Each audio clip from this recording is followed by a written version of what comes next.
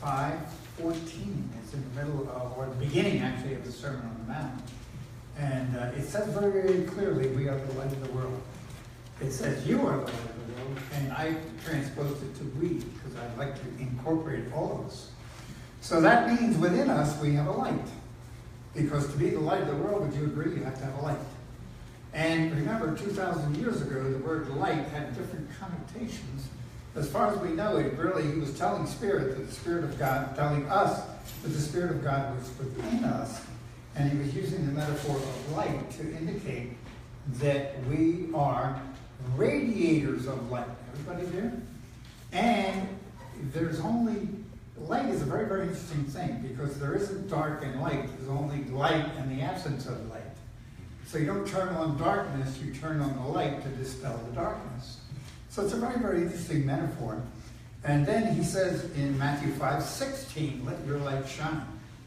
So there must be a switch that we can turn on. See, those things wouldn't be said unless, number one, he was making the statement, we each have a light. And then he was saying, let your light shine.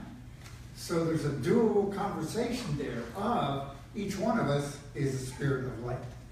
Okay? And there is a process of turning on the light. Make sense? And it's not mystical, it's not anything else. It's just, and as far as we know, it also says the kingdom of heaven is within. So that heaven is there for us to express. So it's a very, very interesting conversation. And the truth is, we're a child of God, because we're told children of God. So it's already there. Everybody got it? You don't have to do any mysteries. You don't stand on your left foot and hold your right hand up. Or there's nothing other than being aware of it. So the word salvation is a very interesting word. And my Bible says, for grace are you saved by faith, that not of yourself. Which is another verse from the Bible, which says very, very clearly that you are already in the presence of Spirit. It's up to us to acknowledge it and learn how to use it. There's a famous author, I'm trying to remember his name, but anyway, his statement, Ernest Holmes, who's the founder of spiritual science, he said there's a power for good in the universe that we can learn how to use. So the power is everywhere present, and so but the key to it is, everybody ready? How does it come into the world? And the thing we forget and the thing we don't realize is we are the transmitters individually of that power. Okay? Like God, as far as I know, I haven't seen him, but anyway, God doesn't have hands and eyes and legs to do things. Who does? We do. So we are the transmitters of God in this world. And the question is, what do we do with it? Okay? And that's what I've been pondering a lot this week. And there are ways to make a direct connection with that universal spirit. And, you ready? We are the light of the world. It is up to our job to radiate that light. Remember in the meditation I had you radiating the light. So you can actually imagine that you're radiating love. Okay? And as far as we know, the universal language of God is love. It's that feeling of, and I don't know about you, but we each have a feeling, because it's a feeling. It's not science, something you can scientifically measure, although the Heart Math Institute does measure the heart impulse around us, and they have proven that we have a radiation of energy, okay, which is kind of exciting. However, that light is good, that light is love, and it's up to us whether it goes out or not. And how do we cut it off? Negative thoughts. It's very interesting. I'm going to make a rather bold statement. You ready? The world doesn't need fixing. Amen. I'll say it again. The world doesn't need fixing, and my neighbor and my wife and my kids and the next, they don't need fixing. Okay? Because they're already children of God, and if I see them that way, I am supporting them in that idea. Now, if I criticize, condemn, and complain, what kind of energy am I sending to people? Negative. Yeah, negative energy. Okay, and the idea is, am I here to uplift? Am I here to love? Or am I here to, quote, fix the world? And the truth is, the world doesn't need fixing. The mess that we're in my opinion, is a whole group of us have gotten together and decided to complain about each other and to criticize each other and to condemn each other. And it's really interesting Because there is an energy for good in the universe. It's up to us to radiate that, and we call it love when we do that. Interesting conversation. Okay? So, now, the world does not need fixing, and I have the 3 C's: criticize, condemn, or complain. And we talked about this before, but it's really, really coming into me. We do a guided meditation, which is wonderful. It relaxes. What I did today was a little bit of a ruder meditation. But the ultimate meditation is being in the silence for a period of time until it goes clunk. Joel Goldsmith talks about we can make a connection with God if we're silent long enough until it goes clunk. Okay? Now the problem with that is we are full of subconscious beliefs. Okay? I talk about mine. One of mine was, my mother told me faithfully, Bobby, don't eat too much, you'll get fat. So as a kid, I was what? Fat. Because every time you eat something, you gain weight. Do you see the belief structures? And our prejudices come. You can't trust people that like Green Bay or or that next door neighbor, And we make up all these stories, and they're stories from our childhood that we have incorporated into our belief structures. And they're at the subconscious level. They are there, and we don't know about it. Now, one of the issues, and it's an issue I know that those that teach meditation deal with, I know it's in Kelly's work, that when you start doing meditation, then that stuff that isn't of spirit starts coming up. So we have bad memories. Anybody familiar with not being able to settle into meditation? So a lot of us have developed the habit of, I'm not going there because this happens. Well, it's kind of like, anybody ever had a cut that starts healing and it starts itching? Same reaction. Because we start itching and healing when the mind starts healing and we start being closer to spirit, our natural self, these things start coming up. That's why it's important to be around people that know how to support you in that meditative process. And that's where we're going as a church. Because we really are a group of people on a spiritual path. Everybody get that? And a spiritual path ain't the same as a normal path. And I use the word ain't on purpose. Some of you know that to get through it. Because we go, we get all huffy. Because we get involved in, well, I'm not sure I agree with that. It doesn't matter. Okay? What matters is, what is your personal relationship with that spirit that has the capability of taking care of everything? Okay? And how do I get in touch with it so that my life works? I was real interested in a conversation. Madeline sent me a quote, daily quote from Joel Goldsmith this week. And I'm going to paraphrase it. What it said was that we don't have to pray. We as an entity, or we as an ego, do not pray. Well, what he does, and you're talking about a guy that had 20, 30,000 healings a month, just because people called him. Excuse me, they wrote him letters. And once you touched his consciousness, you were healed. Major stuff, cancer and all kinds of things.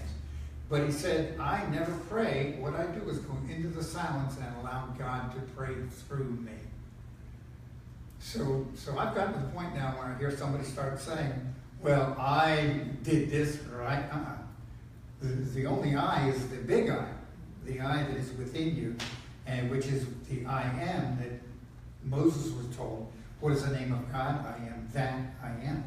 So it is the great I am, if you will. So, I'm doing pretty good. Look at my notes, by the way. Without your glasses even. Yeah. And you see, when we send, it's up to us what energy we send. Okay, and it's up to us how we conduct our lives. And it's up to us what we do with this great master thing we call our mind that creates the world around us. Because it's pretty well verified, even scientifically through quantum physics, that what I think about, I create. So what am I thinking about? And when I'm angry at my neighbor or my spouse, I'm always good with her. You see, I'm not even looking at her. But anyway, you see what we're doing is we're creating that which we don't want. See, if I, it's like my daughters, God bless them. They're great. They're great. But when they were growing up, We have problems, yes? Anybody have one with a messy room? Well, we had one with a really clean room, and we had one with a messy room. That's right, she's going to watch. I don't care, I'm going to go forward. And we bugged her and talked about her, and, you got to clean the room up, and nothing happened. Okay? And then somebody, we've been involved in this stuff for a while, and somebody said, well, the behavior that you want, you need to praise. Rather than tell somebody what you don't want, tell them what you do want and praise it. Okay? And one daughter her room was not spotless, but it was good. So we started isolating and praising her, hoping that this one would clean her room up. Now, it didn't get completely done, but at least we got a pass through the stuff. But see, that was a lesson for me, because we criticize, we condemn, and we complain, and what we're doing is creating more of what we don't want, if it makes sense. And so when I started looking at that, and we slip back into these old ways so easily, we really do. Unity is, Charles Fillmore used the term practical Christianity. And so is it something you can put in use and create a change in your life? And it's not a mystical thing. It's not nothing other than learning to rely on God and learning how to make that connection, and then living a life spontaneously and allowing it to unfold. I have to be honest with you, and this came up at the board meeting on Thursday night. Part of my career, I used to teach project management. Those of you who have ever been around it, and actually it was project management for PMP, which is Project Management Professional, which is a certification for project managers. And in it, it's strategic planning, like planning for 5 years, 10 years out, making sure you have a punch list where everything is lined out, dates on everything. And so that's my background, and that's what I was good at, training. And now I'm in a place where I have to learn to let go and let go. Anybody see the difference? And that difference is so stark. And for me, it's frightening sometimes, because I have to let go and know that God is source, and God is health, and God is resources for a new building. God is everything that we're looking for. God is more people sitting in seats. God is community here. And it occurs because we're in the presence of God, not because I do anything or you do anything. So again, we're back to there's nothing to fix. There's only thing that's fixed me in my relationship with Holy Spirit. Very interesting conversation. So, let your light shine. And the radiation, I really literally just thought of the candle meditation when I was getting ready to come up. Because the candle light is a real metaphor for who you are and who each one of us is. And together, that light, that candle light, they measure light in lumens, which is so many candles. And we've got, 30 candles power in the room, okay? So it's a combination of belief in that same frequency. If you ever study frequencies, you can add frequencies or subtract frequencies. Okay, so when frequencies are together, they build each other. That's why it's important to purposely insert yourself around a group of people that think love. Because when you're in the presence of love, would you agree it increases? Mm-hmm. Now, I used to hang out in bars. Anybody familiar with that? No. And I can remember times thinking, well, I don't need to be in here. That's exciting. That's You realize that happened when I said bars?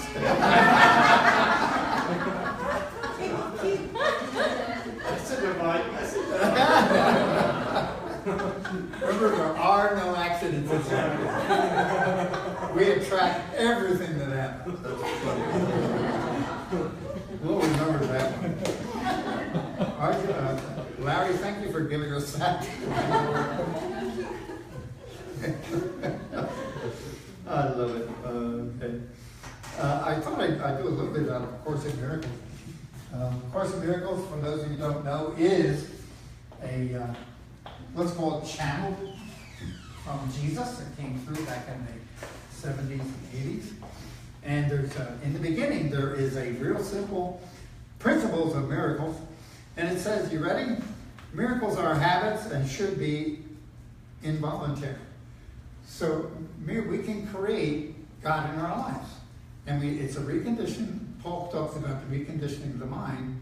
And we're now talking about getting the mind to connect with the heart. Because the heart knows. And we have been very focused. It's like the motivational work that I used to do was totally mind. No heart, if that makes sense. So now in, let's call it the New Thought or in Unity, we're talking more about the heart making decisions. And even in counseling sometimes, I've been known to say, what does your heart say? And somebody will think for a minute and then boom, they'll come out. Because I never stopped to think about my heart. But this is, miracles should not be under conscious control. In other words, if our thinking is right all the time, life spontaneously unfolds in good ways. Strange things like finding parking spots, which is one of those things a lot of New Thought people try to demonstrate, but life works. And then it goes on and says, miracles are natural. When they do not occur, something has gone wrong. So a miracle is an outworking of the divinity that I am, okay? And when they don't occur, that means I am not connecting myself with the divinity that I am. Is it simple enough? Jesus, when he was asked, how do I know when somebody is, a teacher or in spirit? He said, by their fruits ye shall know them. Very clearly saying, okay, what kind of stuff does this person have in their life? Are they happy? Are they healthy? What do they do? Okay, so those are all very, very good indicators. So if I want to know something I have to correct, I look at my life. Okay, now I'm not sure I like that all the time, but sometimes I have to. And in AA, one of the big things is sitting down and doing an inventory, right? Okay, and then miracles, you ready for this? Miracle are everyone's life, but purification is necessary first. That means I have to get rid of the old junk to allow the new junk to come through. And it's a process. And it takes time. It isn't something that happens overnight, although it has happened for some people. And in some meditative things, there are structures, there are things that can help. That's why it's important, I believe, to attend our workshops. And if you don't know which one to go, just ask Spirit. Go visit with Donald on Sunday morning. Okay? Visit with Madeline on Thursday morning. Visit with Ussens on Wednesday morning. Right? Yes, Sunday morning. Sunday mornings with Quest. Quest group, by the way, is doing real well, as are the rest of the groups. So there is spiritual awareness unfolding here. There really is. Are you stretching? Oh, gosh. Okay, so in Quest this morning, we're doing forgiveness. Ah! So as you talk about the process, right? No matter how educated we are in spiritual principles, unless there is complete forgiveness in our lives, we wither and die spiritually, emotionally, and sometimes even physically, because we are working in such opposition to our basic nature, which is love. Without complete forgiveness, we ultimately deny ourselves access to total healing, abundant prosperity, permanent peace, and all other good that God wants us to experience. Would you give us that list again? Please. Without complete forgiveness, we ultimately deny ourselves the access to total healing, emotional and physically, abundant prosperity, permanent peace, and all of the other good which God wants us to experience. Our way is blocked. It's as if we have not come up against a stone wall which says, it's as if we have come up against a stone wall which says, God's gifts not available here. And they talk about the gate.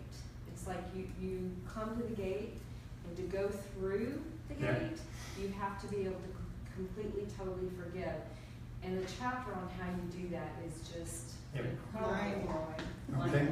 And what we've got is, see, again, you say you're on the spiritual path. Then we have to be on the spiritual path, cleaning it up as we go. Okay? Which is part of the process we're just talking about. I have, it's very simple. The energy of love corrects, harmonizes, and heals. The energy of criticism, condemn, and complain takes it the other way. So which life do you choose? And you see, we choose it every minute of every day. And do we slip? Yep. I do anyway. Maybe I don't know whether you do or not. But the idea is that, and I talk often about the 3 C's because they are the things that create problems, and it's based on those of forgiveness, giving it out. And our job is not to fix our families, our spouse, our country, the world. Our job is to send love to the world, etc. Okay? Now, some people get annoyed at me when I say, please play for Mr. Trump and Mrs. Clinton. Okay? Because when we tear them down, all we're doing is hurting them and everybody they influence, if that makes any sense. You're hurting yourself. Actually, we hurt ourselves. Yes. Yeah. Yes. Because we are projecting that energy into our own body and into our own selves. And if I can see it in somebody else, I know it's in me. Yeah. It's Well, that's the spot you got it. Okay? But the whole idea here is that I am a child of God. And what is my job as a child of God? My job is to express God. And how do I express God? I love and I pray for and I appreciate, and I see others perfect and whole.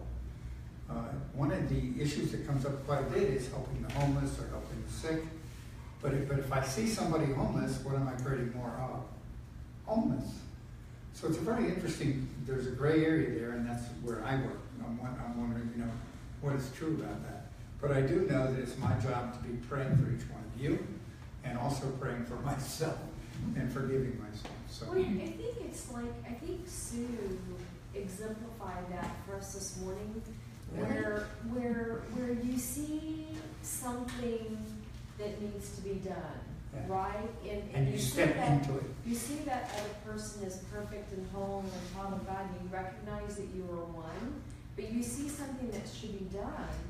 So you open to others and you talk about it, and then you come up with this really amazing Okay. solution. Bless Right. you. Go ahead. Now, see, that's our prayer chaplain talk. Thank you. And she also has the official title of Keeper of the Flame, Keeper of the Beliefs. Okay. So and the main thing that it's like that. I've said that building would be built right now almost automatically if we were in tune and believed it. And having been through projects before, anybody been through a project? Anybody ever built a house? It's a mess. Okay, it takes time. You got to do this and do that. And so we get into the day-to-day material world, and Jesus said, I am not of this world. And he said, those things I do, ye shall do. So we're in the same category. So we are not of the world. It's rising above the world and believing that it's all taken care of already and holding that belief. Okay. That's it. That's it? So there really isn't too much else to say. What I would like to say is the prayer chaplain people do a great job here. Would you agree? I enjoy getting my call. Yes. And I do. I was talking to Valerie last night. I said, I don't get a call. Larry comes into the living room and buttonholes me and says, it's time to pray. Because he's at the house praying. But the idea is somebody's here to support us in prayer. And they do hold prayer 24/7 because we are silent unity behind us. So there's a lot to appreciate in this group, and I love all of you very much. And I know we're building a spiritual community that right now is making a difference because love radiates from this group. Yeah. And so it is. Amen. Amen.